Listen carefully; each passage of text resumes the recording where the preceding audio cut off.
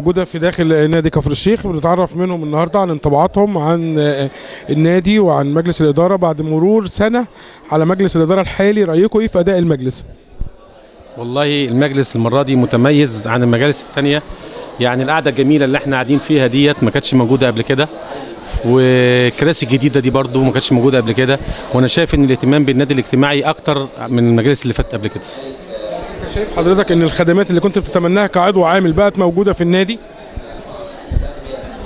بالتأكيد الخدمات موجودة، وصالة الجيمنازيوم اللي ورا، وإن كنا نتمنى إن صالة تنس الطاولة ترجع تاني، إنما بصراحة المجلس قايم بدوره مهم.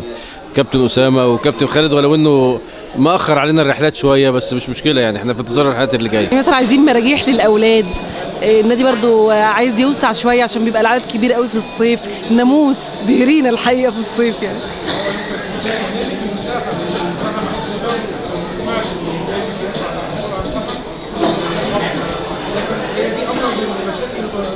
بصراحة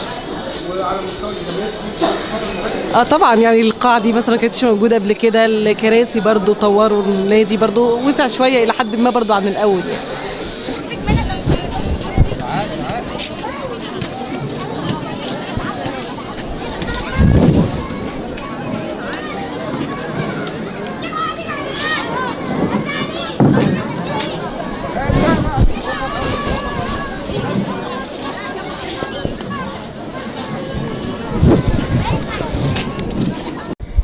يعني هو في تحسن مستمر، والقاعة يعني القاعات بدأت يبقى فيها جودة في الخدمة وجودة في يعني في الأساس، والنادي فيه تقدم من يعني كل أسبوعين ثلاثة تلاقي فيه ده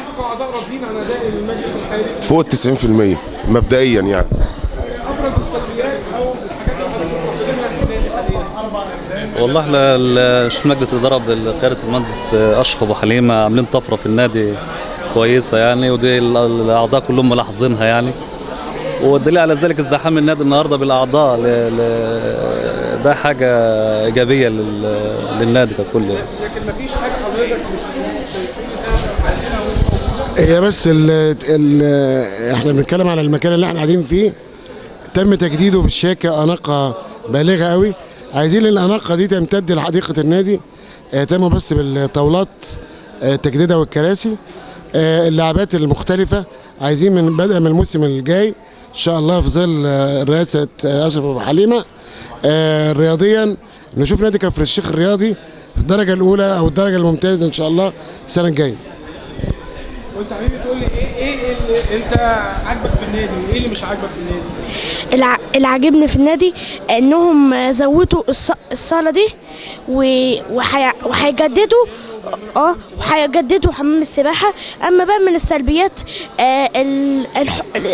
الالعاب زي ما انت شايف مش مفيش العاب خالص، اصل كلها اتكسرت. عايزين نجدد الالعاب علشان نلعب. والله احنا بنتمنى دايما يكون في احسن، هو اللي موجودين بيحاولوا يعملوا اللي عليهم، بس بنتمنى ان يكون في مجهود اكتر ويتوفر حاجات اكتر من الموجوده حاليا. يعني حضرتك شايف ان الفتره اللي فاتت شهدت بعض السلبيات او لا، هو في ايجابيات ملموسه، في ايجابيات ملموسه وفي تطوير حصل في النادي، بس يعني لو هنقول ان التطوير ده كان بنسبه 60 او ل 70%، ففي 30% مهمين قوي بتتمثل في مثلا يعني انتوا طورتوا في اساس جديد موجود، في انشاءات بتتعمل في النادي، بس اهم حاجه ان انت لما تعمل الحاجات دي تعمل ازاي تحافظ عليها، ازاي هتحافظ عليها. ما فيش عندكم في النادي هنا شركه كير سيرفيس او حد مسؤول عن النظافه بصوره مهمه، ودي حاجه مهمه جدا. انت بتصرف فلوس كتير قوي، طب فين الناس اللي هتحافظ على ده؟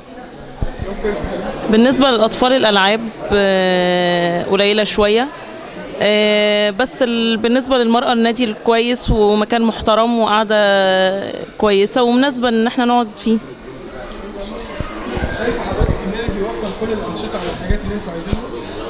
والله هو اكيد هي من في حاجات اكيد يعني ناقصه مش موجوده، بس احنا اولا حاسين المكان يعني ايه ضيق شويه، محتاجين مكان اوسع برضو كمان عشان الولاد وكده. المساحه في امان للاولاد او للاطفال اللي لا اكيد طبعا الامان محسين بيه جدا، محسوس طبعا. مجلس الاداره الحالي او اداره النادي مطلوب اكيد الامان ده يفضل مستمر يعني قدر الامكان، لان الامان مهم جدا في الفتره دي، لا نتمنى لهم التوفيق. يعني هم كويسين. كويسين.